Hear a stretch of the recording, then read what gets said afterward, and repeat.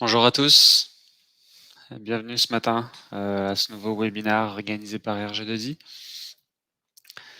Je vois qu'il y a pas mal de monde qui se connecte. Je pense qu'on est sur un des plus gros événements qu'on ait organisé. Donc plutôt ravi de ça, plutôt ravi de l'intérêt que vous avez tous pour nos solutions et ce genre de thématiques, de nouveaux produits orientés sur cette technologie qui fait toujours parler un peu plus d'elle, le LoRaWAN. Donc il est 10 heures pile, on va se laisser 1 ou 2 minutes, le temps de faire, le temps de laisser le temps aux personnes, aux retardataires. Bonjour à tous. Voilà. J'en profite vu qu'il y a des gens qui utilisent déjà le chat. Pour ceux qui connaissent pas l'interface Livestorm qu'on va utiliser ce matin, donc vous avez à votre droite, vous avez un petit bouton en bas à droite qui s'appelle Chat, sur lequel on peut se dire bonjour. Je vais faire comme tout le monde. Bonjour à tous. Vous avez un onglet Questions. Voilà, qu'on va destiner aux questions. Donc l'idée, c'est qu'on va au fil de l'eau. Je vais vous présenter pas mal de solutions. Donc si vous avez des questions pour chacune d'entre elles, n'hésitez pas au moment où je fais la présentation du produit en question à poser la question sur ce produit. Et puis l'idée, c'est qu'on prendra une session de 10-15 minutes à la fin pour répondre à toutes vos questions. N'hésitez pas à les mettre au fur et à mesure, parce qu'il pourrait y en avoir beaucoup. Donc, on les traitera dans l'ordre. Et puis voilà. Et puis l'événement est enregistré pour information. Donc ceux qui pourront pas voir le début, la fin, en l'occurrence ceux qui êtes présents, si vous voyez pas la fin, et vous recevrez en automatique un mail avec le lien du replay. Vous pourrez partager ce lien de replay également avec vos collègues si besoin, s'ils devaient venir et qu'ils sont absents. Et puis on enverra un mail un peu récap, un peu plus officiel d'RG2I pour répondre à certaines questions s'il y a certaines réponses qui sont en suspens. Et vous proposer également le support de la présentation pour passer rapidement les slides sans refaire forcément tout le replay, toute la vidéo. Donc voilà, il est 10h02, on a encore quelques absents, mais ils prendront le train en marche, comme on dit. Donc c'est parti, je vais partager mon écran.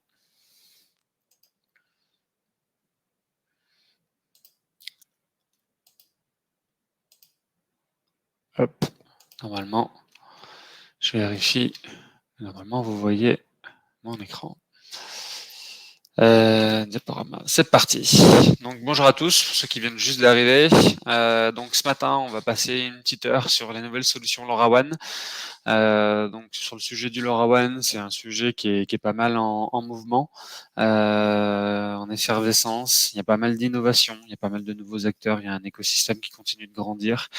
Il y a pas mal d'innovations dans le sens où il y a des nouveaux produits qui arrivent tout au long de l'année. Et le but de cette session un peu mi-année, c'est de regarder un peu dans le rétroviseur, faire une petite rétrospective des 6 mois qui sont écoulés pour vous proposer à date, je dirais, une petite veille technique. Voilà, si vous n'avez pas tout suivi sur les réseaux et sur toutes les newsletters qu'on envoie tout au long de l'année, si c'est le cas, je vous invite à vous abonner sur notre page LinkedIn, sur laquelle il y a pas mal d'actualités, puis c'est également sur la newsletter. Et donc l'idée, c'est de vous proposer un peu sur une petite heure l'ensemble des nouveaux produits, l'ensemble des nouveaux capteurs, parce qu'on est exclusivement là ce matin sur les capteurs LoRaWAN, sur lequel il y a d'innovation, sur lequel il y a de l'intérêt, je pense, et notamment pour vous, l'intérêt, c'est qu'il va vous permettre d'imaginer des nouveaux cas d'usage. Donc potentiellement de répondre à des nouveaux cas d'usage pour vos clients, proposer, être force de proposition pour des nouveaux cas d'usage, parce que certains clients peuvent des fois vous challenger pour proposer plus de cas d'usage, plus d'applications, pour plus d'efficacité généralement et de performance et d'efficacité énergétique. Et donc voilà, l'idée c'est de se mettre à date un peu ce matin. Donc c'est moi qui vais vous accompagner ce matin. Donc Olivier Benas, vous avez mes coordonnées si besoin de rentrer en contact ultérieurement après les présentations ou dans les jours qui suivent. Le petit sommaire rapide, donc petite présentation sommaire, c'est le cas de le dire, d'RG2I, pour ceux qui ne nous connaissent pas ou peu. Une petite présentation sur quelques généralités LoRaWAN, parce qu'il y a quand même toujours, on le voit notamment au quotidien, il y a encore pas mal de pédagogie à faire sur la solution et sur la technologie LoRaWAN, ce qui veut dire c'est que tout le monde n'a pas pris le pli, tout le monde n'a pas démarré, ce qui pour certains, je pense, ce matin, ceux qui sont connectés, peut paraître peut paraître assez incroyable parce qu'il y a des gens, je sais, qui sont connectés et qui font du LoRaWAN depuis des années, pratiquement depuis que ça existe, depuis 7-8 ans. Mais voilà, il y a pas mal de gens qui démarrent également et qui ont besoin de se mettre à jour parce que rien n'est trop tard. Je dirais surtout quand on parle d'efficacité énergétique, mieux vaut tard que jamais. Et donc l'idée, c'est de faire une petite présentation généraliste un peu dans les grandes lignes du protocole et de la technologie LoRaWAN. Présentation des nouveaux partenaires LoRaWAN. Donc chez RG2I, on essaye de chercher des nouveaux partenaires pour de la complémentarité, donc c'est-à-dire faire grandir notre catalogue de solutions IoT LoRaWAN. On cherche maintenant, alors on est à l'écoute du terrain et des besoins clients. On a tout au long de l'année des clients, des prospects qui nous challenge sur des cas d'usage un peu tordus, un peu exotiques, des moutons à 5 pattes. On aime bien ça chez RG2I quand ça devient assez récurrent dans l'année. Et ben je dirais on s'affaire à trouver un nouveau partenaire ou à soumettre, je dirais, ces nouveaux besoins, ces nouveaux cas d'usage à nos partenaires existants. Et donc soit c'est un partenaire existant qui sort un nouveau produit, donc c'est ce qu'on va voir dans le thème numéro 4, soit sinon c'est un cas d'usage qui n'existe pas et donc là on part à la recherche, on essaie de qualifier un nouveau partenaire, de ficeler un nouveau deal, un nouveau contrat de distribution pour la France, notamment pour vous proposer des nouveaux cas d'usage et avoir, je dirais, le moins de trous dans la raquette dans le catalogue et faire en sorte que quand vous sollicitez RG2I avec un cahier des charges assez disparate, assez hétérogène dans les cas d'usage, et au moins vous pouvez vous dire que potentiellement on va pouvoir répondre à quasiment tous vos cas d'usage. Donc c'est ce qui est pas mal, c'est d'avoir un interlocuteur unique pour une diversité de cas d'usage qui passe du tout au rien, quoi. Donc en 4, comme je disais, les nouveaux produits, et en 5 pour terminer, les questions-réponses en fin de session pour ceux qui ont le temps. Donc présentation à RG2I, donc qui on est, ce qu'on fait, comment on le fait. Donc RG2I, c'est une société qui fait de la distribution accompagnée depuis 1999. Donc c'est assez important, un domaine d'expertise assez important dans le domaine de la communication. Donc notre rôle, c'est de rechercher des solutions, c'est de faire de l'accompagnement, c'est de qualifier des solutions hardware et ou software en avant-vente, c'est de prendre le temps avec vous, de vous accompagner pour comprendre le cas d'usage, comprendre l'environnement, comprendre les contraintes techniques qui sont imposées par vos clients. Et donc, du coup, en avant-vente, de passer le plus de temps possible, parce que c'est clairement ce qui fait notre valeur ajoutée. C'est le temps qu'on passe avec vous pour vous accompagner dans la recherche des solutions. Pour derrière, vous accompagner dans la vente, dans l'après-vente, dans la mise en œuvre et dans l'assistance technique et téléphonique de l'utilisation de nos produits. Notre domaine de prédilection, c'est la communication industrielle. Donc la communication industrielle, ça consiste à faire de l'acquisition, de la transmission et de l'analyse de données, en gardant en tête que chez RG2I, on n'est pas spécialisé dans le process ni dans la régulation. C'est pas notre rôle, c'est pas notre métier dans la distribution. Il y a plein d'autres gens qui font ça et surtout nous en 99, on s'était spécialisé dans ce que les gens faisaient un peu moins, la communication industrielle, c'est-à-dire faire communiquer des équipements, faire communiquer des compteurs, faire communiquer des automates, des systèmes IT, de supervision et autres, les uns avec les autres, parce que protocole de communication hétérogène, parc hétérogène. Et donc l'idée, c'est d'essayer quand même de faire en sorte que tout le monde puisse dialoguer avec tout le monde. Donc c'est notre créneau et avec 3 briques de solutions et de produits. Donc avec la brique numéro 1, alors les 3 briques se superposent les unes sur les autres. La première brique tout en bas, c'est l'acquisition de données. Donc l'idée, c'est de faire de l'instrumentation, du comptage, du sous-comptage et de la mesure. Il y a des solutions filaires ou sans fil, notamment l'IoT et le LoRaWAN comme ce matin. Derrière, c'est la transmission de ces données, donc sur des protocoles IoT et ou machine to machine M2M, donc principalement ADSL, Wi-Fi 4G, 5G. On va pouvoir transmettre les données dont on vient de faire l'acquisition sur la couche basse, sur le terrain. Et derrière, la dernière brique, c'est de pouvoir faire l'analyse de données. Ce qui est important, c'est que ici, on voit, c'est un peu le leitmotiv, c'est un peu notre créneau depuis 99, c'est de proposer des solutions standards, ouvertes, évolutives. Donc tout ça pour dire la même chose, des solutions non propriétaires. Donc quand on voit 3 briques, on n'a pas de solution verticalisée, on n'a pas de solution propriétaire fermée qui va de l'acquisition jusqu'à l'analyse de données. Ça, on veut pas aller vers ça parce que généralement vous avez des contraintes et vous nous imposez des contraintes avec j'ai déjà mes gateways, j'ai déjà mes plateformes IoT, j'ai déjà mes plateformes d'hyperviseurs, j'ai déjà des capteurs et chez vous c'est les gateways qui m'intéressent ou c'est que l'analyse. Et donc l'idée c'est qu'on fait un petit peu son marché ensemble en fonction de ce que vous nous emmenez, en fonction de ce que vous nous imposez, ce que vous avez déjà d'existant. Et donc l'idée c'est qu'on gravite autour de ça, on s'en imprègne, on gravite autour de ça et on propose des solutions forcément ouvertes, évolutives et compatibles avec ce que vous nous mettez sous le nez, quoi. En termes de marché, on a à peu près, je dirais, sur tous les grands marchés qui permettent d'utiliser ces produits. avec en priorité le building et l'industrie, également les territoires connectés, donc la ville intelligente, et après des opportunités sur de l'énergie, sur de l'agriculture, sur du transport et ainsi de suite. Si on regarde la dernière slide de la présentation d'RG2I, l'idée c'est l'architecture, donc l'architecture, acquisition, transmission, analyse. Comment on la traite et avec qui surtout on la traite, quels sont nos partenaires et avec quels acteurs on travaille, je dirais, au quotidien pour vous proposer des solutions. Je vais juste, vu que je suis tout seul, je vais juste regarder si tout le monde voit bien la présentation. Ouais, il n'y a pas de contre-indication, donc je continue. Hop. Donc sur la partie acquisition, on voit qu'on a un parc de partenaires, on a un vivier de partenaires qui est assez large. Comme je le disais, l'idée c'est d'aller chercher la complémentarité chez beaucoup de partenaires qui vont nous permettre de couvrir tous vos cas d'usage, toutes vos applications. Donc on a un écosystème qui du coup est très très large. Donc on est sur 1, 2, 3, 5. Donc on est sur 15 fabricants de capteurs IoT différents. Ça nous permet aujourd'hui de quasiment couvrir tous les cas d'usage sur tous les secteurs que vous avez vus sur la slide d'avant. Ça nous permet également, et surtout vous, ça vous permet de gagner du temps, parce que vous allez avoir un interlocuteur unique qui va vous faire un benchmark technique. Donc, c'est-à-dire, comme je vous disais, on passe beaucoup de temps en avant-vente, notamment dans cet objectif-là et dans cette optique-là, de faire un benchmark technique, où souvent vous arrivez avec des impositions, je dirais, techniques en termes de précision de mesure, en termes d'autonomie minimum à respecter, en termes de typologie de batterie, panneaux, batterie soudée, batterie remplaçable, voilà, ce genre de critères de sélection au niveau de l'autonomie et de la batterie. Derrière, ça peut être des critères également de configuration. Vous êtes très à l'aise dans le LoRaWAN et avec ce qu'on appelle les downlinks pour configurer des capteurs à distance over the air, comme on appelle ça, où vous ne l'êtes pas du tout et vous avez besoin d'une interface utilisateur, une expérience utilisateur qui soit assez conviviale et qui vous prenne un peu par la main step by step pour, je dirais, être sûr de bien configurer les produits. Donc voilà, en fonction de votre degré de maturité, on va avoir cette compétence en avant-vente de pouvoir vous accompagner, de pouvoir choisir le bon partenaire qui couvre vos bons cas d'usage et avec les critères que vous nous avez imposés. Il y a aussi le dernier que j'ai oublié qui est le prix.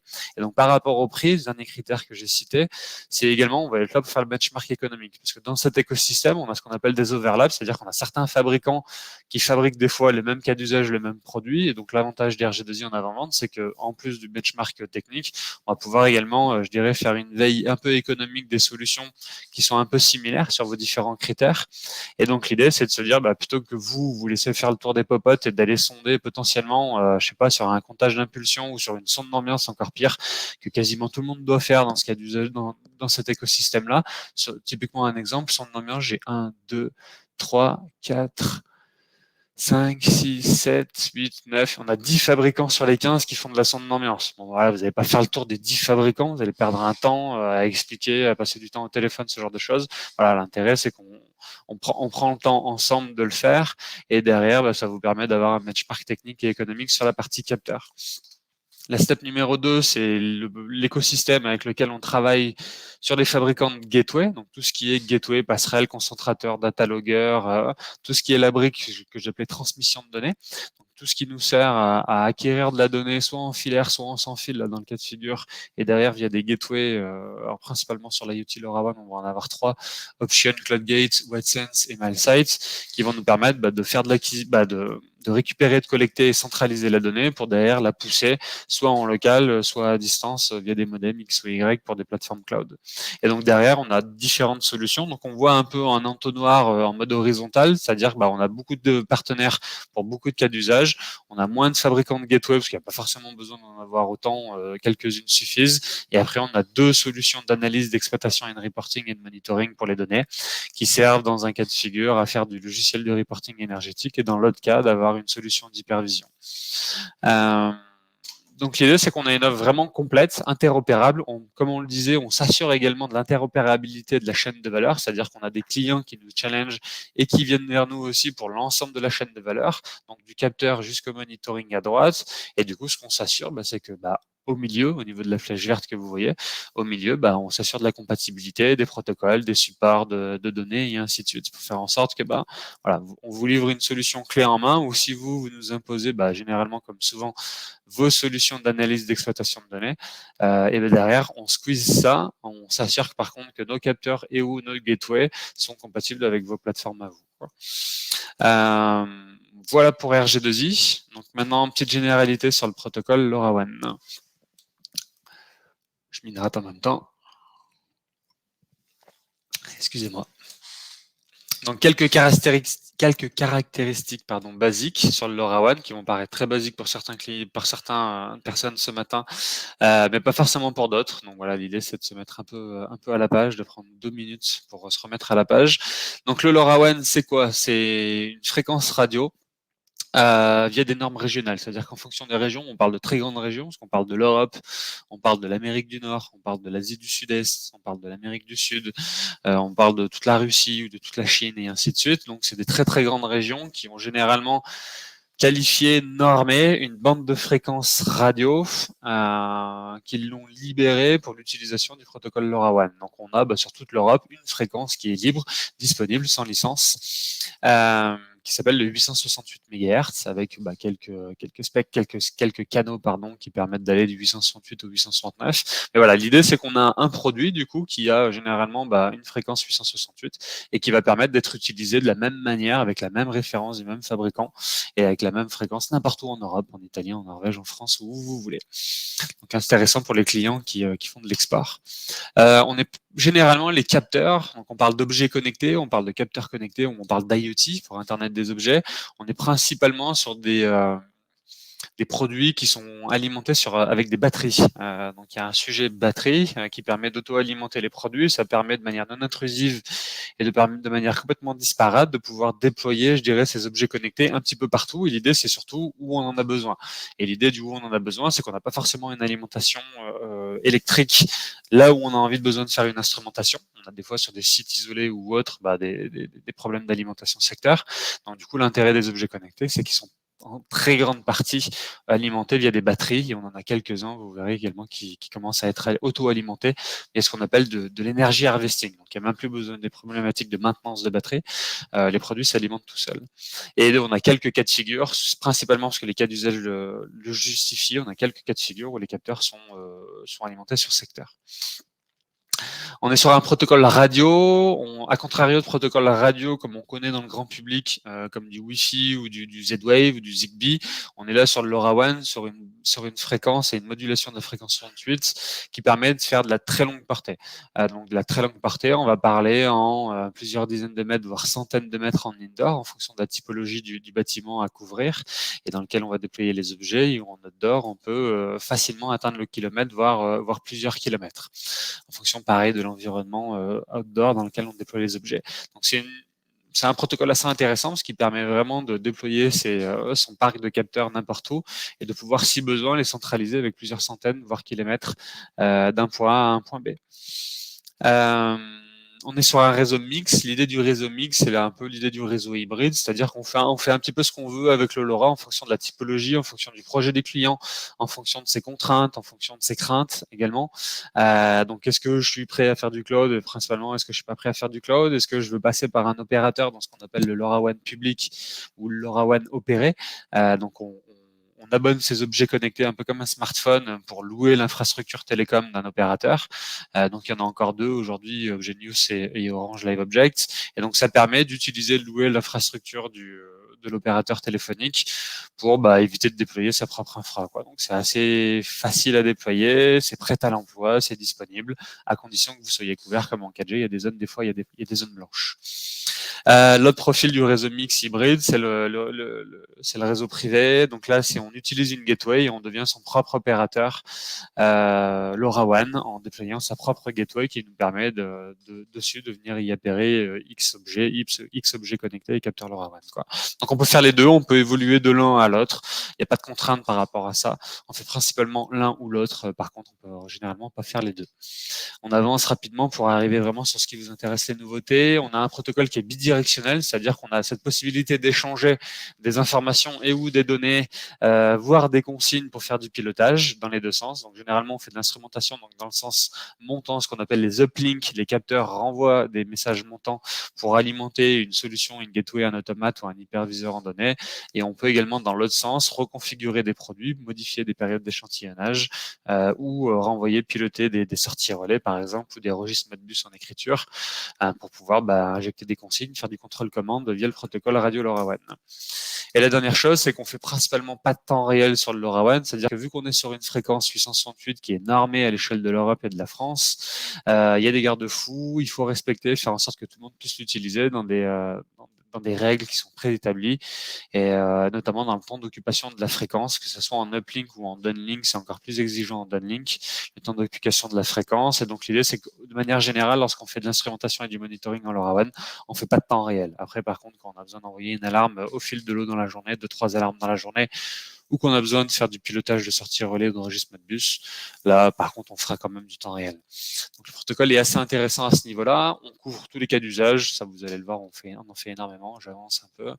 L'architecture, pour la schématiser très simplement avec un synaptique, on a des objets X ou Y qui sont soit abonnés chez un opérateur, comme je disais sur le LoRaWAN opéré, le LoRaWAN public, et donc derrière, on passe par Internet, on passe vers ce qu'on appelle une API REST qui va permettre via un applicatif de requêter ce qu'on appelle les back-ends, donc les serveurs, les bases de données des opérateurs pour récupérer et visualiser ces données dans son interface, dans un cloud, dans un hyperviseur ou autre.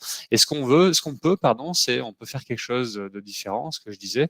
On peut squeezer les opérateurs parce que économiquement c'est plus intéressant, c'est plus rentable de déployer une gateway plutôt que de prendre 20 ou 50 abonnements chez un opérateur et ainsi de suite. Voire on a une zone blanche et donc du coup on n'a pas le choix, on veut être son propre opérateur via une gateway. Et donc là, la gateway va nous permettre soit de faire de la même chose, de reprendre le fil bleu du haut pour passer dans le cloud et passer et alimenter sa supervision, soit sinon faire de la conversion de protocole, de convertir du LoRaWAN en Modbus TCP, en BACnet IP, en MQTT si vous avez un broker MQTT en local, pour alimenter un automate, un SCADA, un process, un automate de régulation et autres. Et là, qui pourrait être potentiellement en local au niveau du monitoring. Donc voilà pour l'architecture et le synoptique pour schématiser très simplement le protocole LoRaWAN pour ceux qui le découvrent. Donc maintenant, on passe sur le cœur du sujet de la matinée, les nouveaux capteurs. Donc sur les nouveaux capteurs, je refais un check, tout le monde est là. Bonjour, présentation sera-t-elle transmise? Ouais, on va répondre aux questions après. Vous avez l'onglet questions si vous avez des questions. Honneur aux nouveaux arrivants, donc honneur aux nouveaux partenaires. Donc dans les nouveaux partenaires, voilà, c'est pour ceux qui l'ont pas vu sur une newsletter ou sur LinkedIn. Enwave est un fabricant anglo-saxon, américain et anglais. Enwave est un fabricant d'un capteur dédié au parking intelligent, au smart parking, au comptage de flux dans les parkings et ainsi de suite. Donc on est sur 2 produits. Donc je vais vous montrer quelques produits que j'ai dans les mains. Donc on a 2 produits comme ça. Ce joli frisbee qui est plutôt un une version qui se met en version surface, c'est-à-dire qui se met directement sur le bitume, directement sur la chaussée. Pardon. Et celle-ci, c'est une version castrée, ce qu'on appelle la flush, qui permet notamment sur une version castrée qui permet d'être au niveau 0 du bitume et de la chaussée, et notamment qui permet d'éviter de se faire arracher, je sais pas, par une pelleteuse ou par comment on appelle déjà quand il y a de la neige. Je perds mes mots ce matin, je m'en excuse. Une déblayeuse, on va dire. Voilà, vous m'avez compris. Donc au niveau 0 de la chaussée. Donc l'intérêt de ce produit, donc le NPS 4.5 SM pour surface mount ou FM pour flush mount. Donc on est vraiment sur un capteur de parking intelligent. On est sur un niveau de précision là qui frôle la perfection. On peut pas dire qu'on fait la perfection, parce qu'on peut toujours s'améliorer, mais on en est clairement pas loin, avec 99,9% de précision. On est sur un temps de détection qui est très court, sur le fait que quand les gens viennent se garer, on va très rapidement, je dirais, détecter la voiture via l'interface magnétique du capteur et de la voiture, détecter qu'il y a une place qui vient d'être prise. On est sur un corps amovible, c'est-à-dire qu'il y a un capteur qui est fait en 2 parties. On a une partie de dessus et une partie de dessous. On peut interconnecter et on peut fixer les deux. Par contre, la partie de dessus peut être enlevée, amovible, notamment pour des sujets de maintenance, de remplacement de batterie, de SAV ou autre. On est sur une batterie qui tient environ 10 ans dans une moyenne de 20 sessions. Donc 20 sessions, c'est quoi? C'est 20 changements d'état en fait. C'est, je dirais, le capteur qui détecte 20 changements d'état différents. On est sur un capteur IP68, il craint pas grand-chose vis-à-vis des intempéries et des conditions assez rudes. On est via des configurations de downlink, on est sur des batteries remplaçables et on a une particularité sur cette solution-là, à contrario d'autres solutions un peu similaires sur le comptage de parking intelligent. Cette solution peut aussi servir à compter des véhicules dans un lieu fermé. Donc on a des fois des lieux fermés comme des parkings d'entreprise avec des barrières entrée-sortie. On a également des parkings souterrains avec je rentre d'un côté, je sors de l'autre. L'idée, c'est assez simple à comprendre. On met un capteur sur le parking d'entrée, on met un capteur sur le parking de sortie, et derrière, on va pouvoir, via l'applicatif et via le LoRaWAN, compter combien il y a de véhicules qui rentrent, combien il y en a qui sortent, et donc du coup de pouvoir en déduire en temps réel combien de véhicules sont dans le parking, et donc savoir si le parking est plein, s'il faut rediriger sur un autre parking, s'il faut faire des annonces à l'échelle de la ville pour dire que ce parking est plein. Donc voilà, c'est une manière assez nouvelle et assez intéressante, et surtout très économique, parce qu'au final, il nous faut deux parkings. Il nous faut deux capteurs. Si on a un point d'entrée, un point de sortie, il nous faut deux capteurs pour déduire en temps réel si le parking est plein ou pas, quoi, et s'il reste de la place ou non. Donc voilà pour ce nouveau fabricant, ce nouveau capteur, ce nouveau cas d'usage qu'on ne savait pas couvrir avant chez RG2I. Donc voilà, maintenant c'est le cas. On n'a plus de trous dans la raquette sur les sujets Smart City, sur le comptage de parking. Et voilà, et c'est des produits qu'on a en stock, qui, comme vous le voyez, qui sont ici dans les deux versions. On passe à un nouveau partenaire, partenaire espagnol cette fois-ci, qui s'appelle IoT Sense. Et lui qui est spécialisé sur pareil, sur un autre sujet, une autre application Smart City. C'était pas mal, on avait pas mal de trous dans la raquette sur les projets Smart City. Donc avec ces deux nouveaux fabricants, on devient encore plus un catalogue encore plus mature et encore un peu plus pertinent pour les territoires intelligents. Donc on a deux produits. Donc le premier produit c'est le Sound Sensor. Donc les sujets de la ville intelligente, c'est différents sujets liés au monitoring des nuisances sonores. Donc on est sur un capteur outdoor, un capteur extérieur qui va permettre de monitorer le bruit à l'extérieur pour pour différents besoins. Le besoin, ça peut être les nuisances de certains travaux. Donc, il faut monitorer, je dirais, les nuisances de certains prestataires, opérateurs qui font des travaux publics et autres.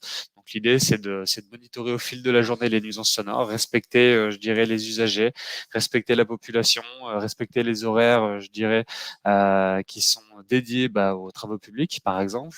Derrière, ça peut être des nuisances sonores tout simplement lié à la vie de la cité, la vie de la ville, pour savoir si si ça peut apporter des nuisances sur les citoyens. Je sais pas, les bus, les camions poubelles, est-ce que c'est trop tôt, est-ce que c'est trop bruyant, ce genre de choses, pour pouvoir améliorer, je dirais, les conditions de bien-être dans la ville.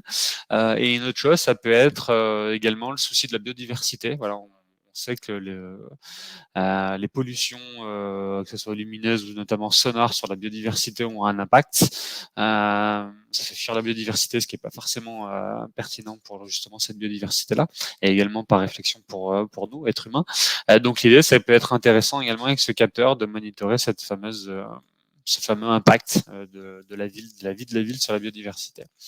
Donc à ce niveau-là, il y a un microphone intégré dans le capteur. On est sur un son ambiant dans des specs qui sont audibles pour l'être humain. Donc l'idée, c'est vraiment on est orienté humain et client et habitant. Et donc derrière, on a différentes valeurs, différentes variables qui sont enregistrées avec des percentiles, avec des niveaux sonores, min, max et autres. On est sur une alimentation là pour le coup qui est secteur, parce qu'on est sur quelque chose d'assez énergivore qui a besoin d'alimentation. On est généralement à l'échelle d'une ville, donc c'est pas forcément une contrainte à ce niveau-là, notamment parce qu'on met pas ça, on n'en met pas à tous les coins de rue, quoi. On en met quelques-uns généralement. Donc ça, c'est un nouveau produit orienté analyse des bruits et des nuisances sonores outdoor pour la ville principalement. Derrière, ils ont un autre produit, c'est un peu les champions de la qualité d'air extérieur chez IoT Sense. On a 4 versions de ce que vous voyez de ce produit-là. Donc, on a 4 versions pour plus ou moins d'instrumentation à l'intérieur. Donc, on a une liste et une palanquée d'instrumentation qui est assez impressionnante, sur lequel on va retrouver les particules fines. Alors, il y a des variantes, toutes n'y sont pas, mais en fonction des références, on va plus ou moins trouver l'ensemble de cette instrumentation. Donc particules fines, PM1, 2,5, PM10, les COV totaux. donc les composés organiques volatiles totaux, la température, l'humidité. Je suis étonné de ne pas voir le CO2. Je suis quasiment sûr qu'il y a le CO2, parce que c'est un peu un must-have, comme on dit, sur la qualité d'air également. NO2, O3, NO, CO, H2Z, et ainsi de suite. Donc, ainsi de suite, non, juste le CO2 que j'ai oublié. Pareil, on est sur une alimentation, la même que sur le sensor level, on est sur une alimentation secteur ou également PoE si on a l'alimentation 48 volts qui va bien. C'est généralement le cas dans les villes pour alimenter des caméras. Donc, ça peut être l'occasion de récupérer cette alimentation PoE pour alimenter ce genre de produit. Et ce qui est intéressant, c'est qu'il existe une autre variante où on peut coupler dans le même produit la qualité d'air extérieur plus le son de sensor level. C'est-à-dire qu'on va vraiment avoir un produit orienté Smart City qui va permettre de faire l'analyse de bruit plus l'analyse de la qualité extérieure. Donc vraiment un produit aujourd'hui, nous personnellement, qui n'existait pas au catalogue et qui, même quand on fait de la veille, on se rend compte qu'il n'y a pas grand monde qui fait ça, voire quasiment personne à notre connaissance. Donc voilà, donc on va continuer avec un nouveau partenaire qui commence à être connu chez RG2I, c'est M-Climate, notamment parce que M-Climate nous permet de distribuer un des gros best-sellers de l'année dernière, suite à la hausse des coûts de l'énergie, qui est une vanne thermostatique pour avoir un contrôle et une optimisation des coûts de chauffage grâce au pilotage de vannes thermostatiques. Donc c'était un peu le best-seller de l'année dernière, 2022, et ça continue cette année. Donc là, ici, aujourd'hui, ce matin, M-Climate arrive avec deux nouveaux produits. Donc on a ce produit-là. Alors j'aurais dû démarrer, pardon, je m'excuse. J'aurais dû le démarrer, autant pour moi. Donc on est sur ce produit que vous voyez en photo une fois qu'il est allumé. Là, je l'ai pas mis assez au jour.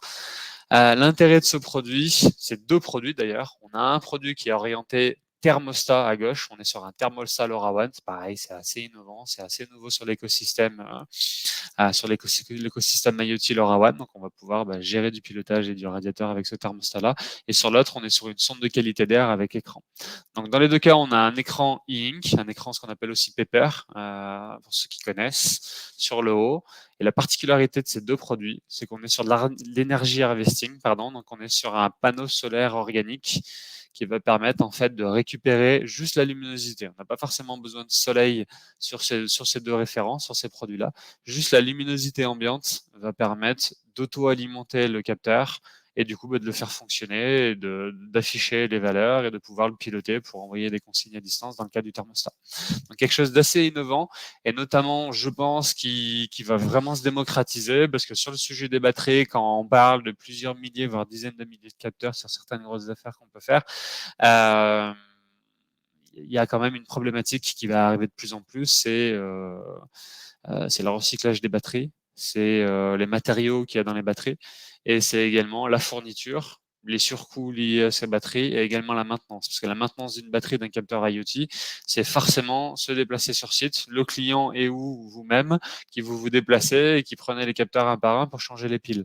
Donc dans des envergures et des échelles, comme je disais, de plusieurs milliers, voire plus de capteurs, ça fait vite du bruit, ça fait vite de l'argent, ça fait vite de la presta qui est très chronophage et sur lequel vous avez très peu de valeur ajoutée. Et voilà, il va commencer à arriver sur le marché de plus en plus de capteurs comme ça pour répondre à des enjeux environnementaux, écologiques et également de performance liés à la maintenance, quoi. Donc sur le premier capteur, le thermostat, MCL thermostat, donc on est vraiment sur une innovation, on est sur un thermostat LoRaWAN qui permet notamment de piloter les vannes thermostatiques du même fabricant qui s'appelle M-Climate et qui nous fabrique la vanne thermostatique Viki. Donc l'intérêt, c'est qu'avec ce thermostat, on peut avec les boutons, alors je suis désolé parce que je l'ai pas alimenté, je m'en excuse. Mais grosso modo, sur ceux que vous voyez sur la slide, sur la photo, vous avez les deux boutons monter et descendre. Ça permet de changer les températures cibles des vannes thermostatiques. Donc c'est pas mal parce que soit on change les températures cibles des vannes thermostatiques une par une, de manière individuelle. On se déplace manuellement, un opérateur, un technicien dans un lycée, dans une crèche, un EHPAD ou autre, fait le tour de tous les radiateurs, c'est assez chronophage. Soit sinon on a une régulation qui le fait et qui le fait de manière disparate, vanne par vanne. Soit sinon on a cette capacité qui permet aux opérateurs de changer eux-mêmes le confort via ce thermostat, du coup. C'est assez innovant et c'est assez puissant et c'est plutôt intéressant. On a un capteur en plus qui fait de la température, humidité, de la présence et de la luminosité, donc qui permettrait également de valoriser ces indicateurs-là, je dirais à l'échelle du bâtiment, de l'ERP ou autre, quoi. Écran e-ink, je l'ai dit, Energy Harvesting, je l'ai dit, c'est le principal innovation sur ce genre de produit. Sur l'autre capteur, très simple, c'est exactement la même technologie et exactement la même alimentation, le même écran et ainsi de suite. Sauf que la particularité ici, c'est qu'on a un capteur de CO2 avec écran, parce qu'on a maintenant il y a des sujets, il y a besoin également de montrer, je dirais, si les niveaux de ppm, donc de CO2, la concentration de CO2, si elle est bonne, moyenne ou mauvaise, pour agir sur la ventilation, agir sur les fenêtres et ainsi de suite pour les opérateurs en local. Donc voilà également sur cette innovation, cette deuxième innovation M-Climate. On passe à un autre fabricant, Milesight, qu'on affectionne pas mal parce que alors lui c'est, vous allez voir, on en a pour un petit moment pour parler des nouveaux produits. Tous les ans il nous sort quasiment en moyenne une vingtaine de nouveaux produits, donc c'est vraiment un partenaire important qui permet vraiment pour nous d'avoir un catalogue qui couvre le plus de cas d'usage possible et qui vous permettrait aussi pour vous de répondre à plus de cas d'usage possible. Donc sur les nouveautés des 6 derniers mois, parce qu'on avait fait une présentation l'année dernière, il y avait déjà sur 2022, il y avait déjà je crois 22 innovations. Là on est vraiment sur fin 2022 jusqu'à juin 2023. Donc on va avoir pas mal de capteurs. Donc, premier capteur, GS101, détection de méthane. Il y a très peu de gens qui savent le faire aujourd'hui. Donc Milesight en est un. Je dois avoir le capteur qui est ici. Donc ici on est sur de la détection de gaz, donc dans le résidentiel, à l'échelle d'une chaufferie, à l'échelle d'une chaudière, ou n'importe où sur des postes techniques où on a besoin de détecter du méthane. Voici le produit. C'est celui-ci. Les produits en plus chez Milesight sont assez jolis, d'ailleurs comme chez Climate avant. J'en ai pas parlé, mais c'est justifié.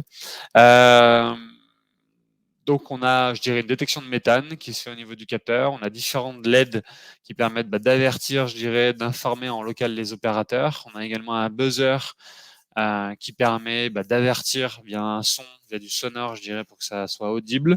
Et on a également un test de bouton, voire un bouton mute qui permet de muter le buzzer, soit sinon le test qui permet de tester le buzzer s'il est bien fonctionnel, quoi.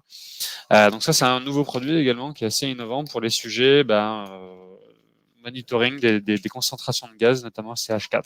Et on est sur une alimentation secteur, parce que généralement, on ne met pas ça de partout dans le bâtiment. Généralement, on en met un seul, quoi. Voilà pour le premier chez Milesight. Le deuxième, c'est le GS301. Le GS301, c'est de la détection d'odeur via du NH3, je ne sais pas si c'est pas de l'ammoniac, et H2S du sulfure d'hydrogène de mémoire. Je suis pas très scientifique, mais c'est ce que j'ai en tête. Et en plus, on a couplé à ça un capteur de température et humidité à l'intérieur. On est un peu sur un fonctionnement similaire avec des LED qui permettent d'avertir en local les opérateurs sur la concentration de polluants NH3 et H2S. On est sur une très grosse batterie ici qui permet vraiment de faire cette mesure qui est assez énergivore, mais en même temps qui permet d'assurer une autonomie de batterie de plusieurs années. On est généralement sur Milesight, je ne vais pas le répéter à chaque fois pour tous les capteurs, mais c'est généralement le cas pour tous. On est sur une configuration NFC via une application NFC Milesight. Et donc voilà, l'idée c'est pareil, on fait de la détection d'odeur de manière assez récente, assez nouvelle chez Milesight. VS 330, on est sur quelque chose assez nouveau, qui est assez particulier, assez atypique, mais qui a du sens pour les opérateurs de maintenance, pour les sociétés de maintenance, pour des facility managers, pour vous, un intégrateur qui devait répondre à ces cas d'usage et ces appels d'offres-là. L'idée, c'est de pouvoir monitorer les utilisations et les occupations des sanitaires, des toilettes publiques, des toilettes sur des aires d'autoroute. Voilà, on est sur notamment, je prends l'exemple des aires d'autoroute, parce qu'on est sur des sites isolés, sur lesquels les opérateurs de maintenance sont pas tout le temps là à attendre, je dirais, que les toilettes soient sales.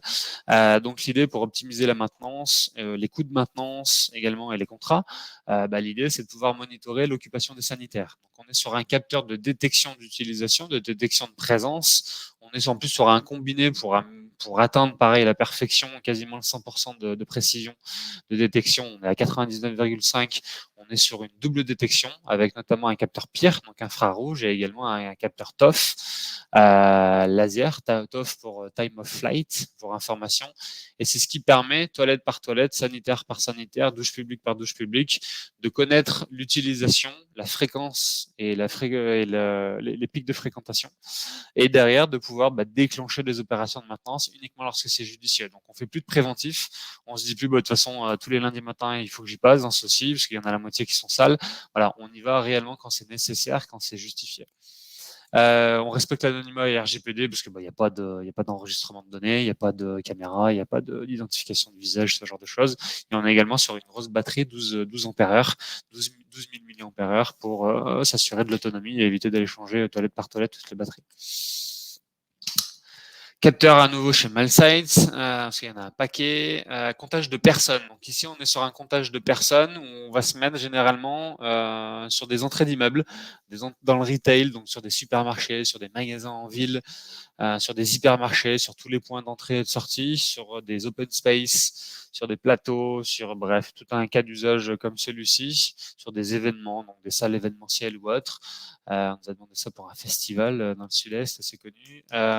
Donc l'idée, c'est d'être en mesure de compter les personnes via une technologie pareille qui est la meilleure technologie pour faire ça, qui est le time of flight, donc le TOF plus la 3D, et qui permet de gérer, d'avoir une précision pareil quasiment parfaite, 99,8% de précision. Et donc là, il y a un peu d'IA à l'intérieur qui va notamment permettre de détecter plein de scénarios différents, de différencier des enfants des adultes, de différencier des objets, des personnes qui bougent par rapport au mouvement, de détecter, d'être assez malin s'il y a une personne qui rentre et qui fait demi-tour dans le champ d'action et dans le champ de mesure et de contrôle du capteur VS133. Et surtout, l'idée, c'est que c'est bidirectionnel. Donc, ce qui rentre et ce qui sort est comptabilisé et derrière sert à connaître en temps réel le nombre de personnes qu'il y a sur les plateaux ou les magasins, quoi. Donc voilà, configuration via un point d'accès, donc Wi-Fi AP Access Points. Ça permet notamment de placer le capteur et derrière de le reconfigurer via le Wi-Fi avec son petit smartphone. C'est pas mal pour accéder aux pages web, donc à un serveur web du capteur, quoi. Produit qu'on alimente également parce qu'on n'en met pas de partout. Je continue, parce qu'il y en a encore beaucoup. Capteur de température-humidité, EM320TH, il a la particularité, il existait déjà chez Malsight avec le EM300TH. La particularité du 320TH, c'est qu'il a un boîtier et une utilisation qui est certifiée par la FDA, donc la Food and Drug Administration aux US, qui permet de bien identifier le cas d'usage. L'idée, c'est qu'on est sur un produit qui a la possibilité d'être en contact avec les aliments, de pas, je dirais, impacter, je dirais, un produit vivant comme des légumes, des fruits, ce genre de choses. On est également sur un niveau de précision qui est assez puissant, qui est assez poussé. 0,2 degrés, ça commence à être pas mal. On est sur un produit IP67, donc qui peut se mettre dans les frigos sans problème. Il n'y aura pas de souci. Qui peut se mettre dans des frigos, soit dans des petits frigos dans les petits supermarchés, soit dans des chambres froides. Configuration NFC comme d'habitude. Et pareil, deux batteries assez importantes pour pouvoir assurer l'autonomie, une belle autonomie de plusieurs années. Donc voilà, donc là, le cas d'usage, c'est suivi de chaîne du froid, c'est gros frigo, c'est lieu de stockage alimentaire ou agroalimentaire, c'est les petits frigos dans les supermarchés et ainsi de suite. Suivant, EM400 UDL. Donc sur le EM400 UDL, on est sur des nouveaux capteurs, une nouvelle génération de capteurs de niveau et de distance via ultrasons chez Malsight. L'intérêt, la nouveauté, c'est qu'on a aussi un capteur de température et un accéléromètre qui permet notamment d'avoir du mouvement et du tilt pour gérer un changement de statut. La particularité, c'est au niveau de la mesure, de la détection de mesure. Là, on fait de 25 cm jusqu'à 10 mètres. Et on fait soit du niveau, soit sur un niveau. Généralement, on nous demande ça sur de la gestion de crues, niveau d'un lac, niveau d'une petite rivière,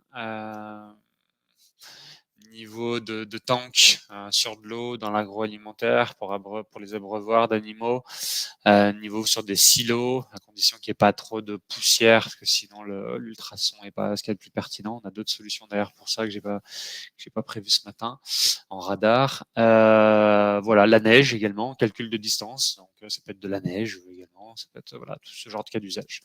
Très très grosse batterie, 18 ampères, ça commence à envoyer. Le MUD, donc la même version que le UDL, la particularité, on a toutes les mêmes caractéristiques, batterie, NFC, ce genre de choses. La particularité, c'est qu'on est plus précis. On a 2 capteurs d'ultrasons pour 2 fois plus de précision, entre guillemets. Ça nous permet surtout de gérer une précision plus fine, alors plus petite. Donc on est sur des cas d'usage qui nécessitent moins de hauteur, donc moins tout ce qui est silo. Par contre, on descend jusqu'à 3 centimètres. Donc on fait de la détection à partir de 3 centimètres. Donc on a juste une zone blanche de 0 à 3 centimètres et après de 3 à 450, on fait de la mesure de niveau de distance et j'avance. D'ailleurs, il me semble que je l'avais, je pense que je l'ai foutu. Le capteur, non, je l'ai pas pris. Le capteur pour les poubelles, c'est assez important. Pareil, on avait un petit trou, on avait des solutions mais qui n'étaient pas les plus judicieuses, qu'on n'avait clairement pas la bonne techno pour faire ça chez RG2I. Aujourd'hui, c'est le cas grâce à MySide qui a décidé encore une fois d'intégrer la technologie laser Time of Flight avec un angle de détection assez important et qui permet notamment sur de la poubelle. Alors on le voit, c'est encore plus précis parce qu'on a une zone blanche qui se réduit, c'est-à-dire qui a un plafond de verre de 0 à 2 centimètres. On fait pas de détection. Par contre, de 2 jusqu'à 450 centimètres, on est capable de faire de la détection. Donc sur des petites poubelles, sur des containers, sur de la gestion de compost et ainsi de suite, on est capable de faire ça. Et l'intérêt, vu qu'on est sur des poubelles, on a un capteur de température également qui permet d'anticiper des départs de montée en température, potentiellement de départ de feu, pour avertir qu'il y a voilà, en fonction de la hausse de température soudaine, on sait que ça va être un incendie. Un accéléromètre qui permet également de détecter le tilt, ça permet de savoir si la tournée poubelle a bien été faite, parce que on va avoir le tilt, le statut qui va s'activer et qui va permettre de détecter en fonction de la chute du niveau, donc le vidage de la poubelle plus le statut tilt qui s'excite un petit peu, et que la maintenance a bien été faite sur ce parc-là, quoi. Donc voilà, assez intéressant et grosse batterie également. On continue parce qu'il y en a encore 4 de plus. Donc vous voyez, on est en 6 mois quasiment, on est sur 12 nouveaux produits chez MindScience. Donc j'étais pas loin de la vérité quand je disais plus d'une vingtaine. Station météo. Donc c'est pareil, on avait clairement un trou dans la raquette. C'est pertinent pour les sujets agroalimentaires, c'est pertinent pour les sujets Smart City. C'est pertinent également. Des fois, dans le tertiaire, on nous demande ça pour faire du prédictif un petit peu sur les conditions météorologiques, sur l'inertie, sur l'apport, je dirais, du solaire et ainsi de suite. Voilà, différents cas d'usage pour ce type de produit. Donc, station météo, IP65 avec différentes typologies de boîtiers, alliage aluminium ou je sais plus, ABS de mémoire sur 2 versions différentes. On est sur différentes stations. On a 3 références de stations différentes avec de l'instrumentation plus ou moins poussée. Donc celle-ci, grosso modo, c'est celle qui fait tout, on va dire. Donc température, humidité, vitesse du vent, direction du vent, pression atmosphérique et pluviométrie sur la version la plus grosse. Configuration pareille en NFC. Et là, alimentation, ce qui est intéressant, c'est qu'on est sur un panneau solaire et on est sur des batteries rechargeables. Batteries qui vont permettre la nuit de faire fonctionner encore le capteur, même en cas de mauvais temps d'ailleurs, parce que les batteries peuvent fonctionner sans apport solaire pendant 48 heures, il me semble. Et sinon, on a le panneau solaire qui va bien, je dirais, pour auto-alimenter le produit, quoi. Assets tracking. Alors ça, c'est très très nouveau. Je serai pas des plus à l'aise, je vais être transparent avec vous parce qu'on n'a même pas vu le produit encore. Il est même pas disponible. Donc c'est un peu un teasing que je vous fais d'ailleurs sur les 2 produits qui vont suivre, les 2 du milieu. C'est un peu un teasing parce qu'on n'a jamais vu le produit entre les mains, il n'est pas commercialisé. Mais bon, c'est le moment de le faire. Donc Assets Tracker, donc l'idée de l'Assets Tracker, c'est de faire du tracking d'actifs en français. Donc tracking d'actifs, c'est quoi? C'est traquer des équipements, traquer des palettes, traquer des véhicules, traquer des produits finis, traquer sur une zone de stockage des produits pour pouvoir les trouver plus facilement. Donc là ici, ce qui est intéressant, c'est qu'on a une combinaison en fait de technologies pour avoir une précision qui se rapproche le plus possible de je suis devant mon mon laptop, je suis devant ma supervision et je vois à 5 mètres près, parce que c'est la précision que vous voyez, à 5 mètres près, je vois mon objet. Donc, je vais être dans un rayon qui est ultra réduit, ultra restreint et qui va vous permettre de faciliter, d'accélérer la détection du bon produit, quoi, et de retrouver le bon produit. Et c'est notamment lié au fait qu'on fait du Wi-Fi sniffing et geofencing via des positions Wi-Fi et du GPS avec la technologie GNSS. On a également un capteur de température pour faire du suivi de température. On a un accéléromètre également qui permet d'avoir un changement de statut immédiat en temps réel comme une alarme. Notamment, je pense à des containers qui peuvent se faire bouger, voire voler sur des containers à métaux. Voilà, donc pour s'assurer de l'intégrité et la sécurité des containers, éviter les vols, et l'accéléromètre permettra également d'une de traquer et deux d'être averti en temps réel lorsque le produit, la benne par exemple à métaux, bouge alors qu'elle n'est pas changée, bouger. Voilà, IP67, IP09 également en termes d'indice de protection. Je passe. TS101. TS101, ici, on est sur un cas d'usage assez innovant, pareil, qu'on ne connaissait pas jusqu'à aujourd'hui grâce à Malsight. On fait de la température d'insertion. Donc la température d'insertion, c'est quoi? C'est qu'on met en fait, on insère une sonde, un peu comme une sonde de gaine, sauf que c'est pas lié au cas d'usage de la gaine. Vous verrez après, on en a un autre pour faire ça. Celui-ci, c'est plutôt, voilà, enfoncer ça, je sais pas, pour monitorer l'humidité d'une botte de foin, monitorer un stockage, je sais pas, pareil, de paille, de foin, de tabac, qu'est-ce qu'on pourrait imaginer, de produits alimentaires. Je pourrais des salades, des pommes de terre ou ce qu'on veut. Donc l'intérêt de ce produit, c'est pour ça qu'il est un peu plus orienté alimentaire et agroalimentaire, parce il a une certification food grade. Donc c'est pareil, il a cette capacité de par la composition de la sonde et du boîtier du dessus.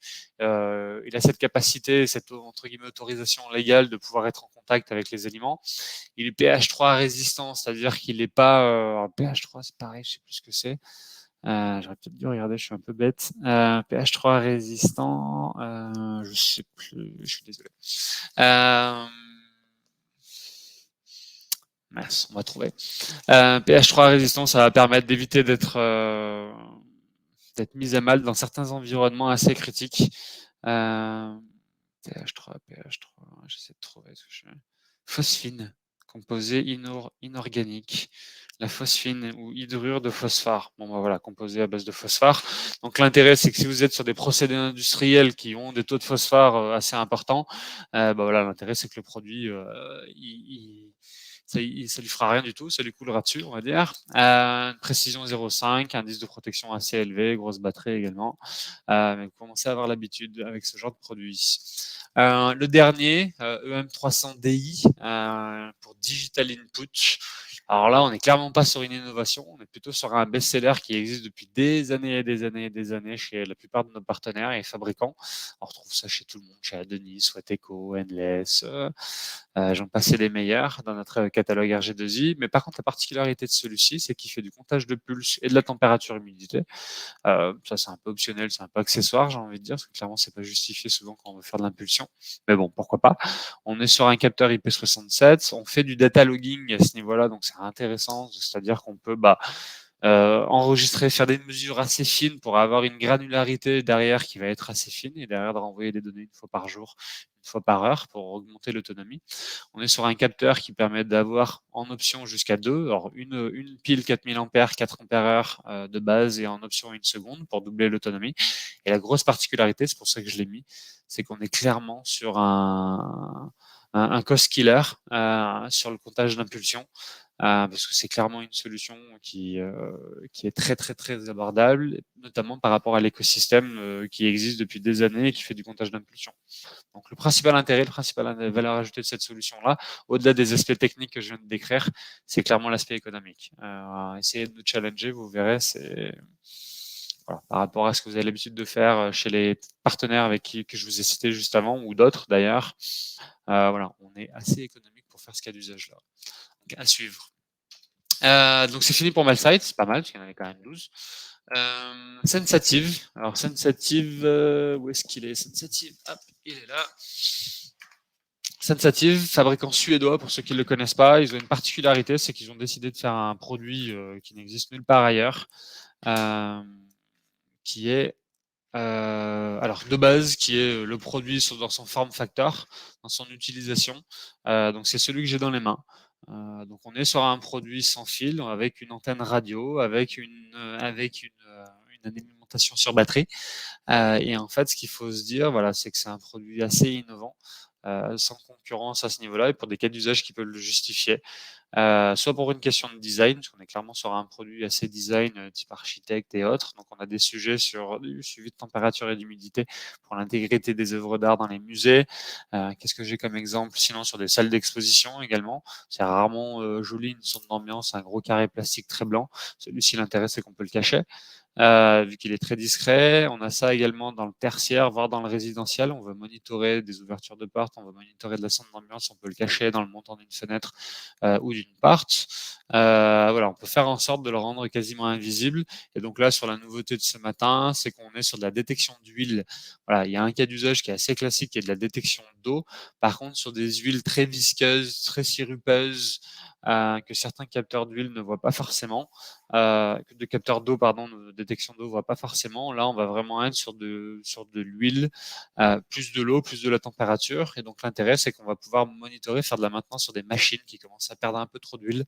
On va pouvoir monitorer ça sous une machine ou sous un process, je sais pas, dans une chaudière, pareil, de la tuyauterie, à des endroits où on a des doutes. Bah, l'intérêt, c'est qu'on pose le produit, j'en sais rien, pendant quelques jours, quelques semaines, et on veut vérifier s'il n'y a pas de l'huile qui fuit, quoi. Et on veut être averti surtout quand elle fuit.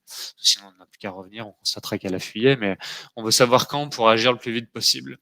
Utilisation indoor et outdoor. Donc, ce qui est intéressant, c'est qu'on peut utiliser un peu partout pour tous les cas d'usage et toutes les machines, qu'elles soient positionnées en intérieur ou en extérieur.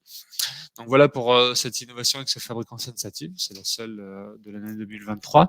Après, on a Endless Wireless qui est un petit peu plus connu dans l'écosystème LoRaWAN IoT, qui arrive avec deux nouveaux produits. Alors, ils en ont parlé la semaine dernière pour ceux qui ont suivi. Donc, c'est l'occasion également de se mettre à jour. Le premier produit, c'est du Master Modbus RS485. L'idée, c'est d'avoir un équipement sur alimentation secteur, alimentation externe, qu'on peut fournir et qui va permettre de dialoguer en lecture ou écriture avec des esclaves Modbus. Donc, esclave Modbus, ça peut être télé-relevé des registres Modbus d'un compteur électrique, Secomec, Schneider, ce que vous voulez, en protocole Modbus RTU. Ça peut être monitorer également des registres d'une CTA, d'un groupe froid, d'une VMC ou de ce que vous voulez, ou d'un split à partir du moment où le protocole est présent. Et derrière, si ces équipements-là ont également des registres d'écriture pour aller injecter, faire du contrôle commande, envoyer des consignes, bah, l'équipement sur la base du LoRaWAN permettra d'envoyer des consignes au fil de l'eau en sans fil, quoi. Donc, solution non câblée en sans fil. Particularité, Endless a un cas d'utilisation. Alors, pour l'instant, c'est tout nouveau. Pour l'instant, le cas d'utilisation de ce produit, et ce sera le même sur le suivant, c'est qu'on est dans un mode LoRa privé Endless uniquement. Donc Endless a une particularité, c'est qu'il peut utiliser le même produit soit en LoRaWAN opéré, soit en LoRaWAN privé avec une passerelle, on va dire universelle, soit sinon avec leur propre passerelle qui permet très simplement de créer un package capteur passerelle très simple d'utilisation qui fait du décodage automatique, transparent, donc une solution un peu LoRa privé plug and play, quoi. Donc, ces nouveaux produits, pour l'instant, ça va évoluer d'un point de vue firmware, mais pour l'instant, s'utilise uniquement avec le récepteur de même marque, Endless Wireless. Et la deuxième solution, c'est la 600.040 pour faire du report d'état et du pilotage de sortie relais. Pardon. Donc l'intérêt de cette solution, c'est entrée et sortie en simultané, monitoring en simultané, et surtout pilotage des 4 sorties en simultané. Donc on peut piloter les 4 individuellement ou ensemble sans contrainte. Vous avez toute la partie, je dirais, tension, courant et autres, par rapport aux contraintes d'alimentation de votre relais. Et pareil, en termes d'alimentation du capteur et mode d'utilisation, on est sur le même que le précédent. Mais on est sur deux nouveaux produits dans le catalogue RG2i et NS Wireless. Nordic Propay, pour ceux qui n'ont pas suivi, alors là, c'est clairement pas une innovation 2023, on l'avait déjà l'année dernière. Par contre, c'est assez exclusif. Il n'y a pas grand monde qui sont forcément au courant de ça. Par contre, c'est très pertinent. C'est pour ça que je me suis permis de le remettre ce matin, parce qu'il y a beaucoup de cas d'usage aujourd'hui sur le monitoring, sur le sous-comptage électrique, sur le suivi et la gestion de l'énergie liée aux hausses de coûts de l'énergie. On est sur des compteurs électriques LoRaWAN. Donc ça permet sur différentes versions de bénéficier d'un compteur qui fait tout, qui fait la mesure et le comptage, qui fait le comptage, qui le fait même plutôt bien parce qu'il est certifié MID. Donc la certification MID, c'est pour info, va permettre de refacturer les clients. Donc il compte tellement bien qu'on est capable de refacturer les clients, j'ai envie de dire au water près. Et donc derrière, il est décliné dans 3 versions différentes. SEM1D, c'est le petit que vous voyez ici, qui est un monophasé direct jusqu'à 100 ampères, donc de 0 à 100 ampères. Le SEM3D, c'est la même chose, sauf qu'on est sur un départ triphasé, on est toujours en direct sur la mesure électrique de 0 à 100 ampères. Et après, on a le troisième ici, SEM3I, pour indirect. Donc, on fait de la mesure triphasée indirecte de 0 à 600 ampères. Là, on est en indirect, donc on le fait via des transformateurs de courant, des TOR, voilà. Euh, donc la particularité certification MID, ça je l'ai dit, et surtout il y a un écran qui permet, en façade d'armoire ou autre, de permettre aux opérateurs, aux personnes de maintenance ou aux exploitants de pouvoir monitorer via les petits boutons différentes grandeurs, différentes mesures de la consommation instantanée phase par phase ou la somme des 3 phases ou ainsi de suite. Et donc on a différentes mesures qui sont possibles, qui sont personnalisables en fonction de la configuration, c'est-à-dire qu'on va pas forcément tout récupérer dans une seule et même trame LoRaWAN, c'est techniquement pas forcément possible. Par contre, on peut, je dirais, panacher et remonter ce qu'on a besoin et configurer uniquement ce qu'on a besoin dans la trame, quoi. Et l'affichage, comme je disais, avec les boutons, on peut afficher un petit peu ce qu'on veut. Donc, sur les sujets de gestion de l'énergie, sur des sujets de sous-comptage électrique, d'individualisation des consommations électriques, on va pouvoir, grâce à ces solutions, faire ça de manière assez intéressante et surtout assez économique. On n'est pas forcément sur des solutions qui sont très très onéreuses, pour autant que ce soit une solution afficheur, LoRaWAN, certifié MID. Pareil, il me semble, même chez le plus grand des fabricants de compteurs, il me semble que ça n'existe pas, cette solution en certification MID. Ils ont une autre solution LoRaWAN, mais pas forcément MID, donc c'est plutôt innovant. Plutôt exclusif à l'échelle du catalogue RG2I. Le dernier, j'en parle, c'est un peu pour sonder le marché, je vous avoue, c'est un nouveau fabricant, un nouvel acteur dans l'écosystème LoRaWAN. C'est plutôt un fabricant à la base qui est connu pour de l'instrumentation filaire, qui est même plutôt reconnu sur de l'instrumentation filaire. Il s'est diversifié parce qu'il pense il a raison. Vous allez le voir, il a raison. Il a des choses à faire valoir dans l'écosystème IoT, même s'il arrive un petit peu plus tard que les autres. On sonde un petit peu le marché parce qu'on est intéressé par le catalogue. Donc ce matin, c'est un peu un teasing. On est curieux d'avoir votre retour, savoir si ces solutions vous intéressent. Nous, on a trouvé ça intéressant. Parce qu'il y a de la valeur ajoutée et surtout, comme toujours dans la réflexion d'intégrer un nouveau partenaire à notre catalogue, il y a de l'innovation et il y a de la complémentarité dans l'offre. C'est-à-dire que ça vient vraiment boucher les trous dans la raquette et surtout, ça vient couvrir des nouveaux cas d'usage qu'on ne savait pas couvrir avec notre partenaire historique. Donc, Thermocon, fabricant allemand, qui va proposer ce genre de capteur que vous allez voir. Et donc, je vous ai préparé une petite liste non exhaustive, mais qui me paraissait intéressante parce qu'il me paraissait nouvelle dans l'écosystème LoRaWAN. Donc, on va avoir des mesures d'humidité absolue. On fait souvent de la mesure d'humidité relative. Donc là, l'intérêt, c'est qu'on va avoir des capteurs qui sont capables en indoor ou en outdoor de faire de la mesure d'humidité absolue. On fait également de la détection de points de rosée, ce qu'on ne savait pas forcément faire. C'est important dans l'industrie, c'est important également dans l'agriculture. Donc on sait utiliser, on a des variantes en indoor, en outdoor. On a des solutions de luminosité outdoor. On les avait également. On avait un seul produit chez MalScience, mais qui couvrait pas forcément tous les cas d'usage. Donc là, on a des produits qui peuvent compléter et qui peuvent se combiner luminosité, température, humidité, enthalpie, point de rosée. Voilà, on peut, je dirais, rajouter comme ça plein d'instrumentations dans le même capteur. On a des capteurs de gain et d'immersion.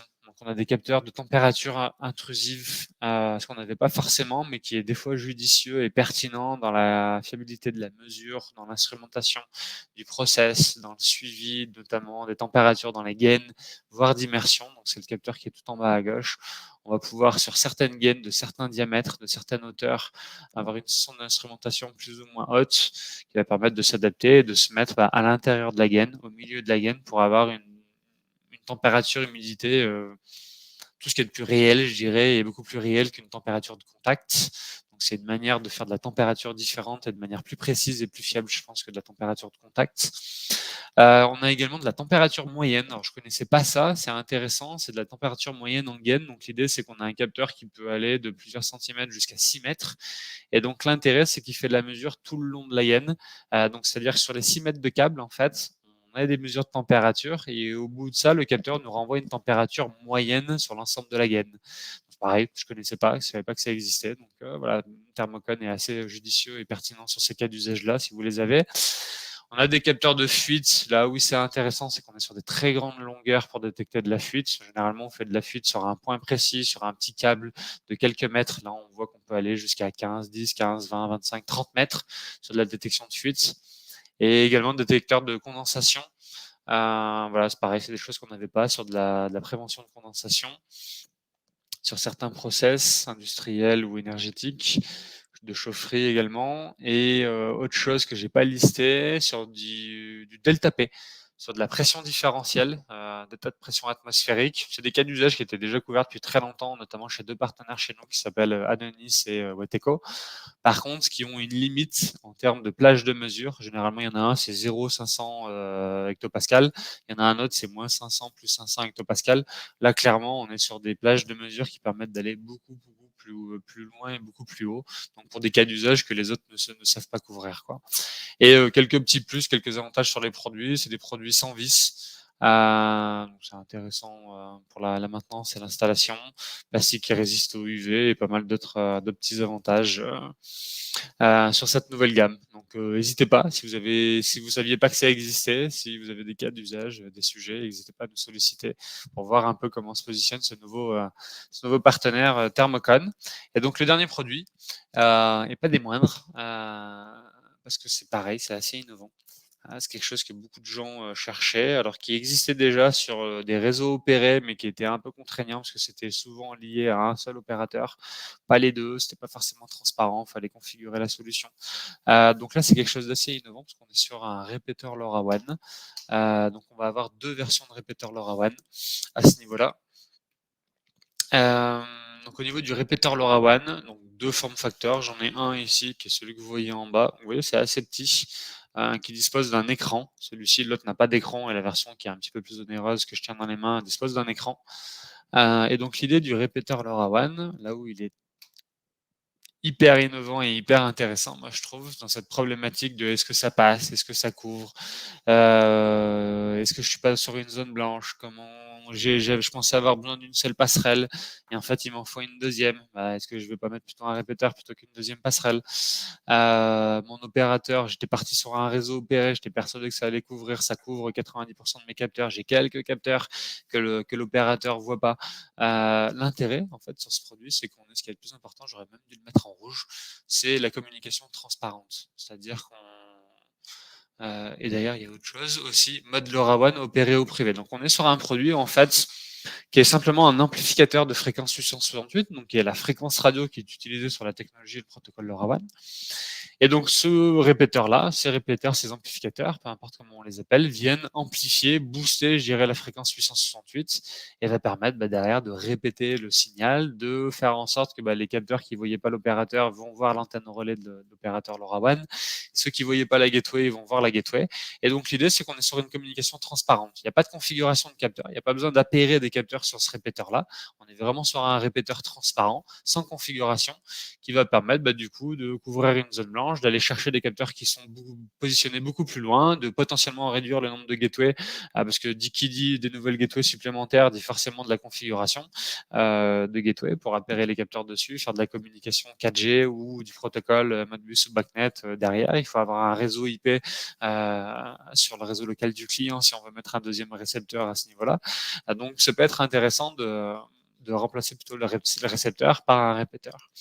On est sur un produit en plus tout en un, on achète un pack, on a tout, on a le répéteur, on a 2 antennes, donc l'antenne qui écoute côté capteur et celle qui réamplifie côté récepteur ou opérateur, antenne opérateur. La seule chose qu'on va régler, c'est la sensibilité. Donc soit via un potentiomètre sur la solution numéro 1 en haut à grise, soit sinon via les 2 boutons plus moins. On va venir régler ici notre sensibilité via les 2 boutons en face avant du répéteur. Et on a différents gains selon les 2 références qui vont de 14 à 17 dB et de 29 à 32 dB sur la version du dessous. Voilà, intéressant pour réamplifier le signal. Clairement un nouveau produit qui va, je pense, qui va en séduire plus d'un. Voilà, comment je peux le dire. Donc j'ai terminé, ça faisait beaucoup de solutions, de nouvelles solutions. Ce qui est intéressant, c'est que c'est vraiment des solutions, alors déjà d'une chez nous qui n'existait pas, chez RG2I, et puis même on est un peu au fait de ce qui se fait chez les autres et sur le marché, et il y a pas mal de solutions qui clairement n'existent pas chez nulle part, qui n'existent nulle part ailleurs, pardon, qui n'existent chez personne. Donc on va passer à la session de questions-réponses. Donc avant de passer aux réponses, un grand merci pour tous d'être venus en très grand nombre. Une session un peu extraordinaire vu le nombre de personnes qui étaient connectées, je pense, et inscrites. On peut poursuivre l'échange par téléphone, par mail. N'hésitez pas à nous suivre, c'est la page LinkedIn. Donc n'hésitez pas à vous abonner parce que ce genre de webinaire, on en fait assez régulièrement. Donc pour pas les rater, si vous avez trouvé le contenu intéressant et pertinent, et ben n'hésitez pas à nous suivre parce que vous serez au courant des prochains webinaires. Et puis téléphone, mail, comme vous voulez pour prendre contact. Je dirais dès que je raccroche le webinaire ou plus tard s'il faut dans les jours ou les semaines qui viennent. Donc on va passer à la session de questions et réponses et je vais les prendre une par une. Donc, merci à tous pour ceux qui doivent partir. Merci de votre présence, merci de votre patience parce que j'ai clairement débordé. J'avais dit 45 minutes de présentation plus 15 de questions-réponses. On est clairement sur un peu plus d'une heure. Moi, je pense que si vous êtes là, c'est que c'était pertinent et que vous avez découvert des choses. Donc voilà. Merci pour votre présence. Donc maintenant, place aux questions. Il y a souvent des questions dans le chat, donc je vais commencer par le chat, parce que souvent c'est les premières. La présentation sera-t-elle transmise à l'issue du webinaire? Donc oui, Pascal, elle vous sera envoyée par mail et vous aurez également le replay.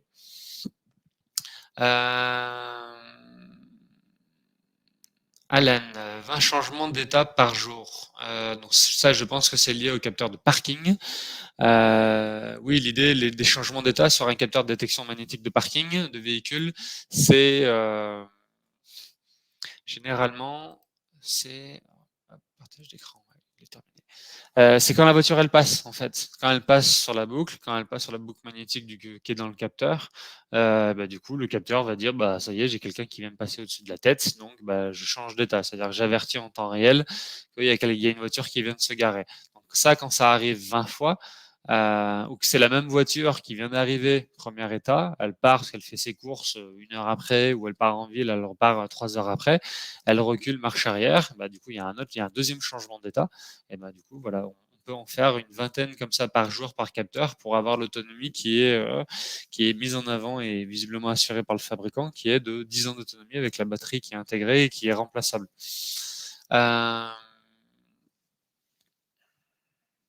Voilà, donc Gilles a pris la suite dans la réponse. Merci Gilles. MClimate est-il compatible Field Pilot? Non. On a un autre produit pour ça. MClimate est uniquement compatible avec les radiateurs hydrauliques. Donc on fait uniquement, on est uniquement en profil vanne thermostatique pour du chauffage et des robinets hydrauliques et des radiateurs hydrauliques. Donc pas de Field Pilot sur MClimate. Si vous avez besoin de Field Pilot, on fait la même chose parce que c'est pareil, c'est le même best-seller, c'est le même cas d'usage, que ce soit en hydraulique ou en électrique avec l'interface Field Pilot. On a Weteco qui a déjà au catalogue un capteur de pilotage de radiateur électrique via l'interface Field Pilot. Donc l'idée, c'est que c'est un peu la même chose. Le Field Pilot permet de piloter les 6 ordres généralement d'un radiateur électrique compatible Field Pilot, et donc va permettre de manière individuelle ou en mode groupe de passer en mode éco, en mode hors-gel, de couper les radiateurs, de mettre plus 1 degré, plus 2 degrés, comme on le veut, d'un point de vue manuel ou d'un point de vue automatisé via une régulation ou une GTB. Rich, NH3, c'est de l'ammoniac. Ben, merci pour la confirmation. Damien, le capteur de niveau Malsite est-il compatible pour le niveau de fuel?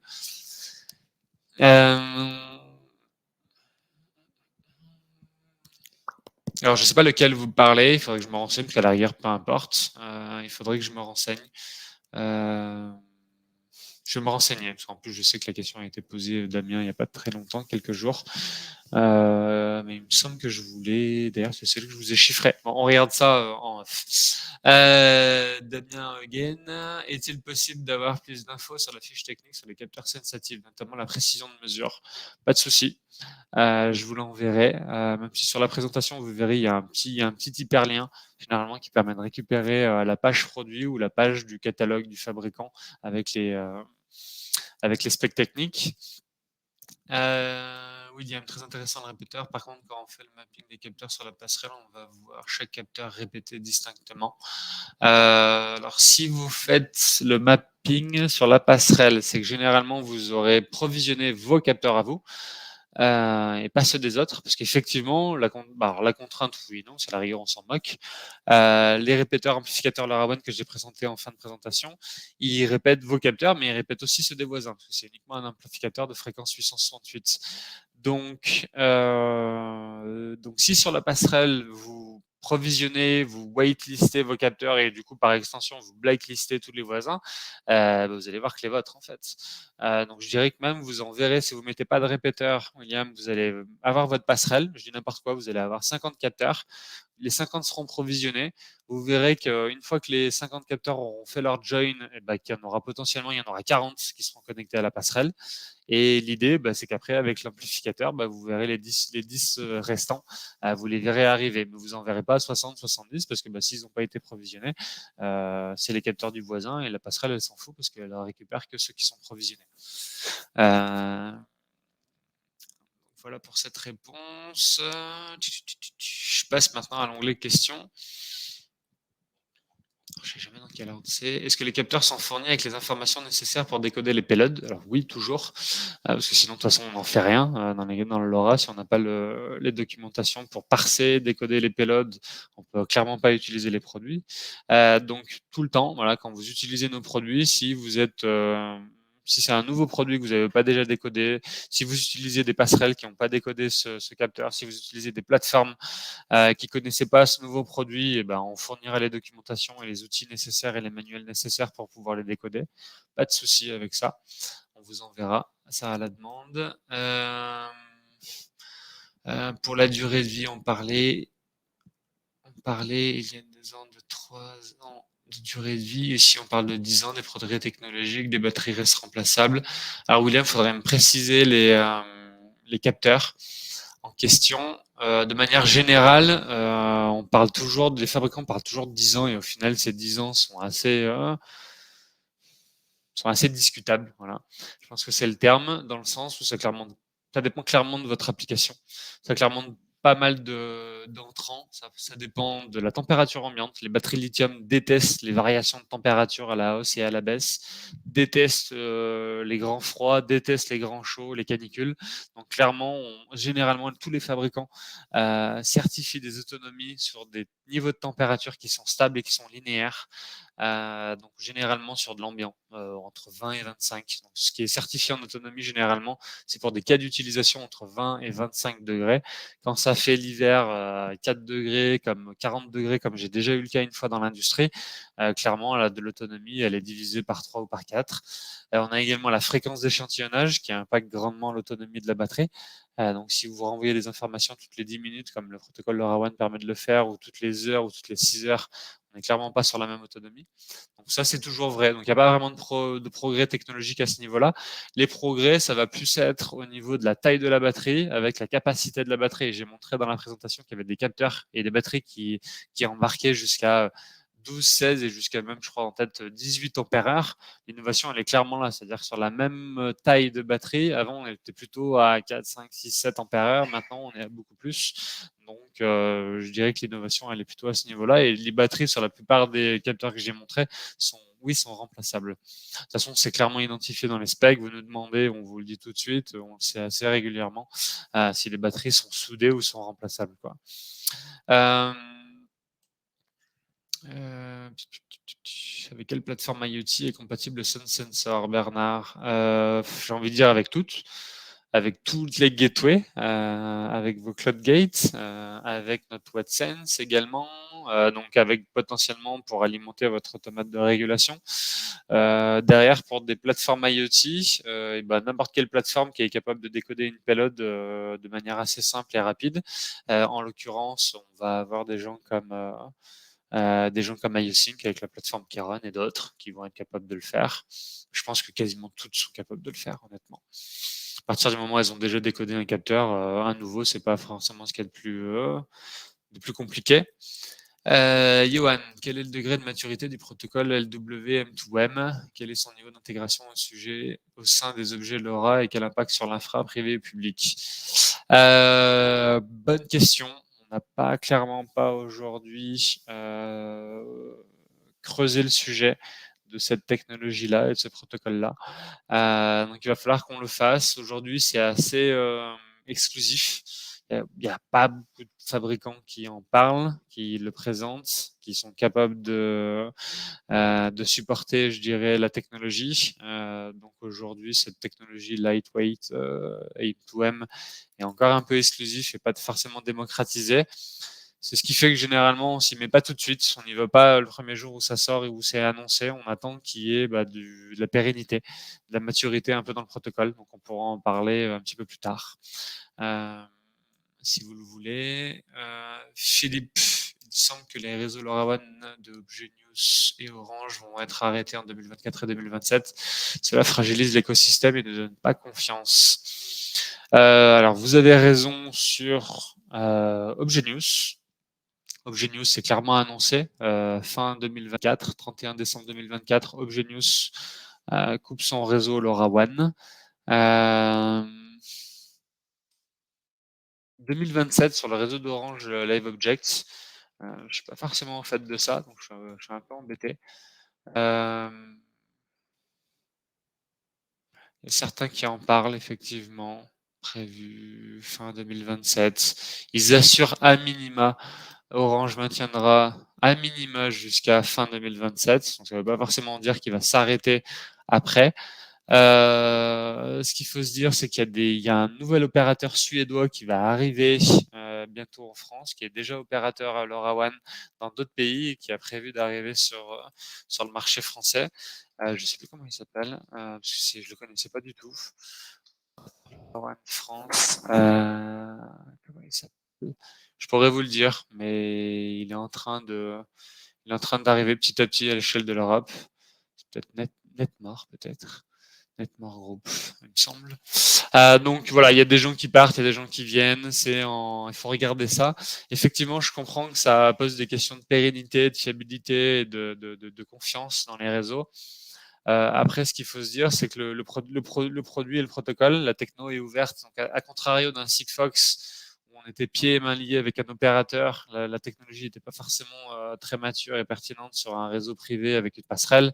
Et quand Sigfox décide décide, met la clé sous la porte et se retrouve en statut redressement judiciaire, ça pose clairement des problématiques de pérennité. Sur le LoRaWAN, un peu moins.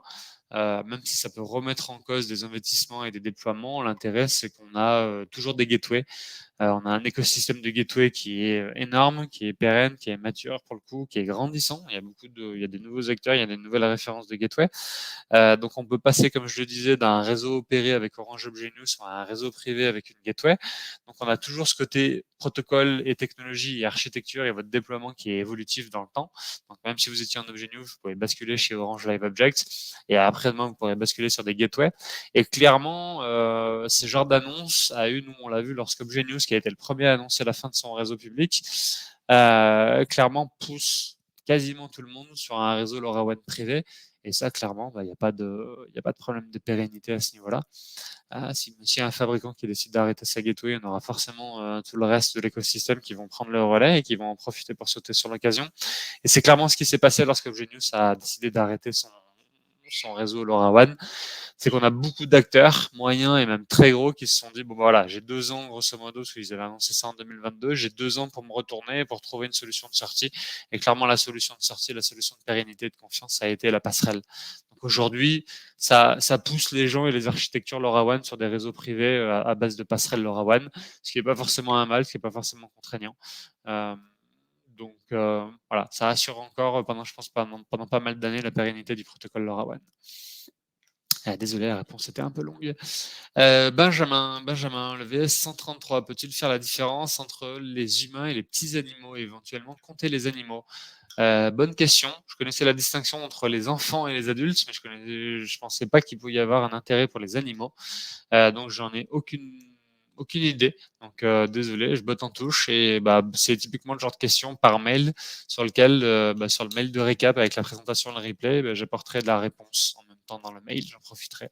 Ça servira potentiellement. Ça sera intéressant pour tout le monde. Romain, tu nous confirmes que le Master Modbus NLS 60041 est compatible avec la passerelle WebSense? Non, justement, ce que je disais, c'est que c'est exclusivement pour l'instant, parce qu'il est prévu une évolution software qui permettra de faire changer ça, de faire évoluer ça, mais pour l'instant, le Master Modbus NLS 60041 est exclusivement compatible avec le récepteur de même marque Endless Wireless. Donc on est dans une architecture très fermée, très privée de marque Endless, où les capteurs et le récepteur doivent être exclusivement de même marque. Donc pour l'instant, c'est pas compatible avec WebSense. Si besoin, c'est pas forcément un problème, parce qu'il existe d'autres solutions équivalentes, notamment chez Adonis, qui a créé un joli bundle Master Modbus plus passerelle WebSense, où on importe son fichier de config Adonis dans la passerelle WebSense et ça récupère toutes les variables Modbus, tous les registres Modbus qu'on a configurés. C'est pas mal fait. Chez Thermocon, Romain, toujours existe-t-il un capteur étanche pour mesurer le taux d'oxygène dans un bassin d'eau de mer? Je ne crois pas. Je me renseignerai, mais je pense pas. Je pense pas. Il existe encore des cas d'usage sur lesquels il y a. C'est ça qui est intéressant dans le LoRaWAN, c'est-à-dire qu'il y a pas mal d'innovations, il y a encore pas mal de choses à faire. Après, il faut que les marchés et les volumes soient là également. Mais si c'est pas le cas, c'est pas forcément problématique parce que on a une autre solution, on a une autre carte à notre arc qui est de partir sur une sonde analogique, un transmetteur 0,4, un transmetteur 420 milli pardon ou 0,10 volts. Qui permettrait de mettre une sonde d'instrumentation filaire sur ce transmetteur LoRaWAN. Je suis sûr qu'une sonde d'instrum taux d'oxygène dans un bassin d'eau de mer, ça existe. Ça existe d'ailleurs aussi dans l'eau de mer pour la salinité, ce genre de choses, l'électroconductivité. Et donc, l'idée, c'est que si vous connaissez une sonde analogique qui fait ça, on peut la coupler avec un transmetteur analogique LoRaWAN. Et du coup, on monitorera cette mesure-là. Est-ce que le répéteur LoRaWAN est utilisable en note d'or? Non. Il n'est pas utilisable en note d'or, malheureusement. Donc, il faudra forcément le mettre dans un boîtier, dans un coffret. Mais ce qui est intéressant, c'est qu'il a les deux connecteurs en entrée et connecteurs en sortie, qui sont de nature SMA. Donc l'intérêt du SMA, c'est qu'on peut le déporter. On peut mettre du câble pour pouvoir déporter les antennes. Et finalement, c'est pas tant le boîtier qui est important de mettre dehors, c'est plutôt les antennes. Et donc on va pouvoir les déporter pour faire en sorte d'être dehors et d'avoir, vous avez raison de le dire, d'avoir une portée qui est beaucoup plus importante en note d'or. Et donc là, on ira chercher beaucoup plus de kilomètres potentiellement. Très intéressant le répéteur. Par contre, quand on fait le mapping, bon, ça c'est ce que j'ai vu tout à l'heure. Sur le chat, je crois, William. L'utilisation de ces répéteurs est-elle autorisée en France? D'où la puissance d'émission en 868 est limitée. 5000, il me semble que c'est 500. Ce qui est autorisé en France, c'est 500 milliwatts. Notamment en fréquence libre, sans licence. Après, avec licence, on peut faire beaucoup plus, mais en fréquence libre 868, tel que c'est le cas sur le LoRa, on est limité à 500 milliwatts. Donc je pense qu'on doit être dans les specs, parce que sinon, sans se faire rattraper par la patrouille. Ah vous l'aviez mis, Edit 500 milliwatts. Donc voilà, on pense la même chose, Laurent. Donc de toute façon, il n'y a pas de sujet d'être en dehors de la norme, parce que sinon, si on se fait attraper, vous et nous, on aura des soucis. Avec quelle plateforme IoT est compatible Sound Sensor? Zacharia, même question que Bernard. Vous faites partie du même service, même réponse. Simon, est-ce possible d'utiliser les thermostats M-Climate avec une passerelle sans automate pour le pilotage des moteurs de chauffage, fil pilote, vanne thermostatique? Oui, c'est possible, c'est l'application qui va permettre de faire ça. Après, donc du coup, sans automate, oui, c'est possible. Il faudra appairer du coup l'event thermostatique et le thermostat sur le même serveur LoRaWAN, qui soit à l'échelle d'une passerelle ou qui soit à l'échelle d'un LNS Cloud, TTN, TTI, TTS, Activity, ShareStack et d'autres.